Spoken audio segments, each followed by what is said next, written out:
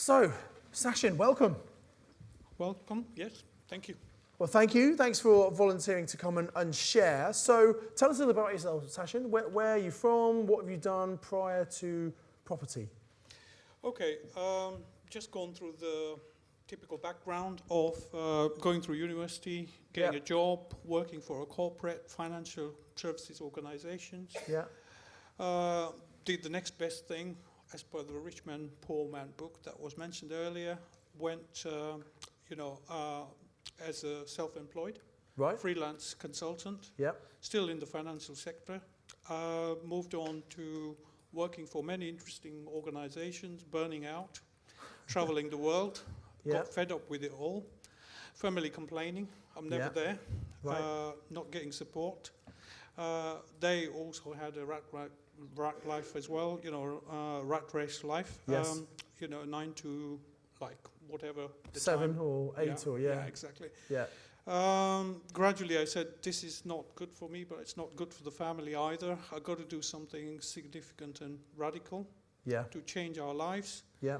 So I decided to start going to some kind of property events, just stumbled across various, but got attracted to PIN for many reasons.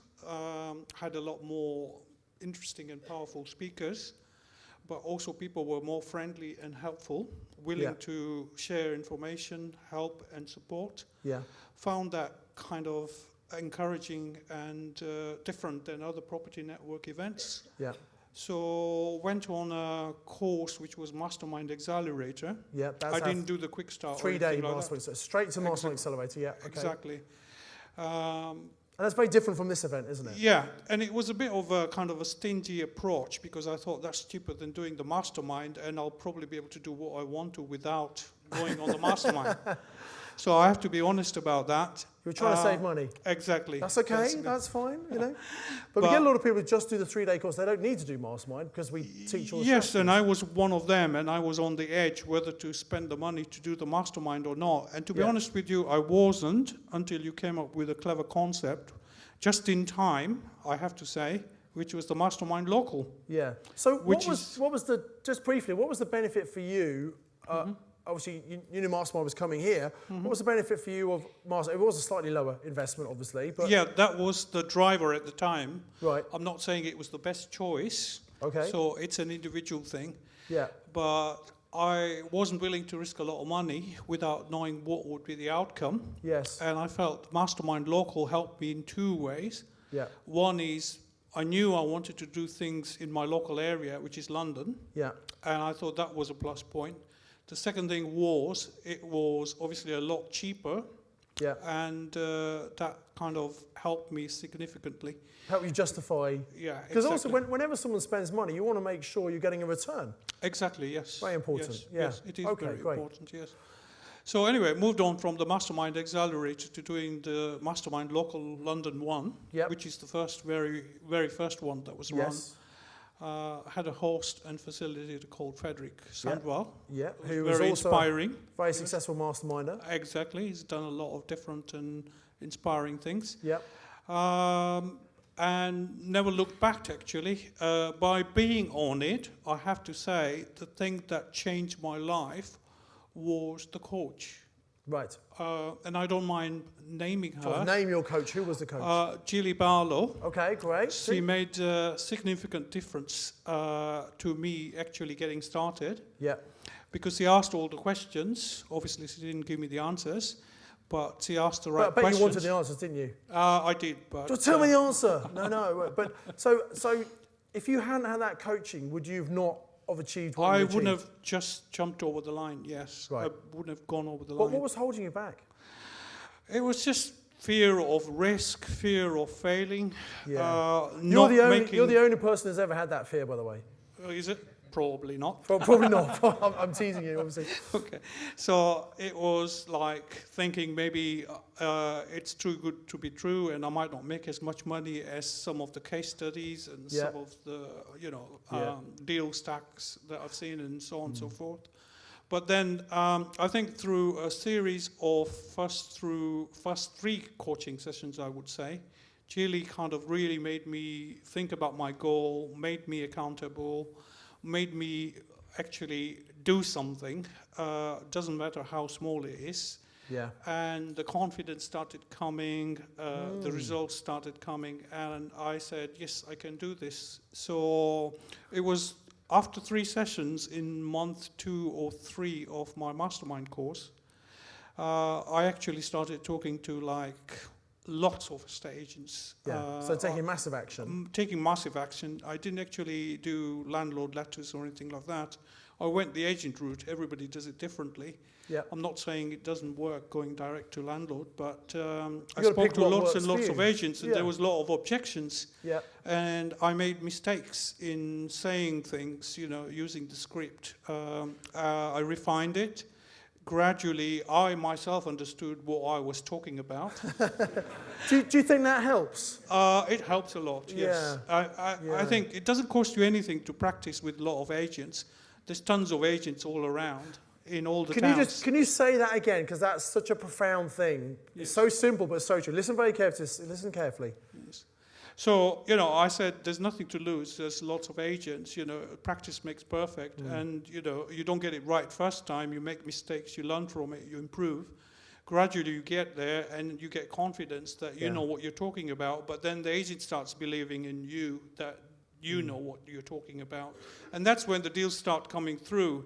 So I started building relationships with agents, and then suddenly I was faced with 1 deal, 2 deals, and then suddenly in 1 month I had 3 deals.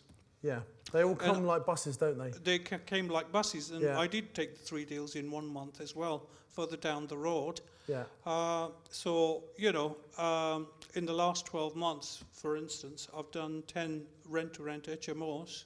In London? In London, okay. Southwest London.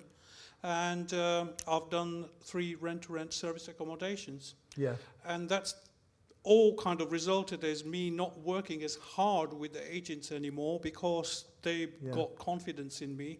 They started bringing deals to me and gradually got interested. It only took me a few agents to start bringing deals to me, and I did 10 before I knew it. Yeah. And then the same agents I told, okay, I'm looking for a different type of property for a different strategy.